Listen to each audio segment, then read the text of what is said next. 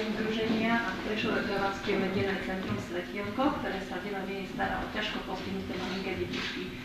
Sú to deti, ktoré trpia už od narodenia s ťažkým ochorením, stratou zraku, úplnou alebo čiastočnou sú nechodiace, sú odkázané na každú pomoc v podaní jedla, hrania, ložetky, pomoc v živote.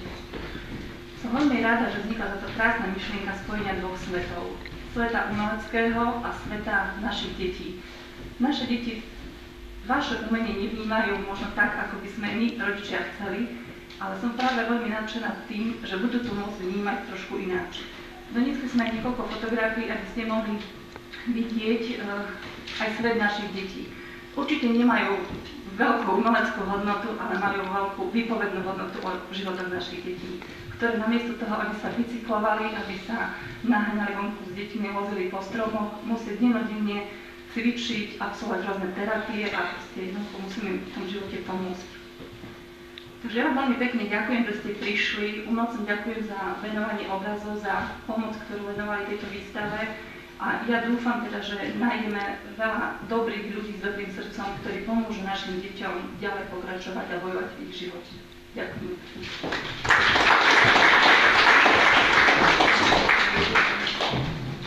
Ďakujem pani Šarošiovej a veľmi krásne nás oboznámila vlastne s ich ženským združením Svetielko. Takže naozaj ďakujem a patrí ešte raz asi potlesk.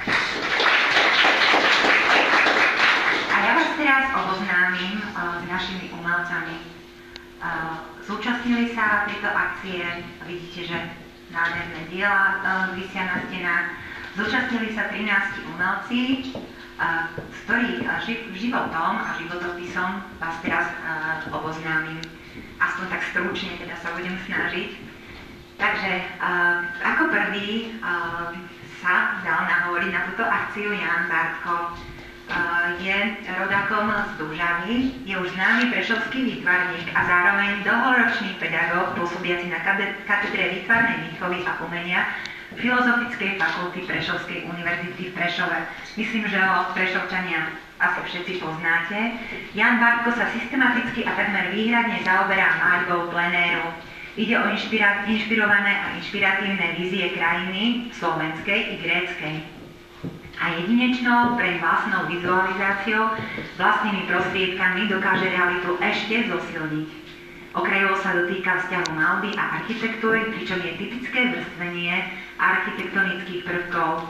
Farebnosťou svojich obrazov sa nesnaží provokovať či útočiť na diváka, nechce šokovať, je zmyslový i zmyselný. Vizuálne ide ruka v ruke s akustickým.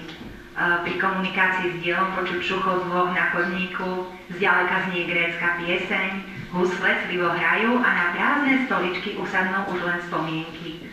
Skrz svet fantázie, citov prostredníctvom metafor sa dostávame na miesta, ku ktorým má autor vrúcný vzťah a možno ich robí ešte krajšími, aké sú.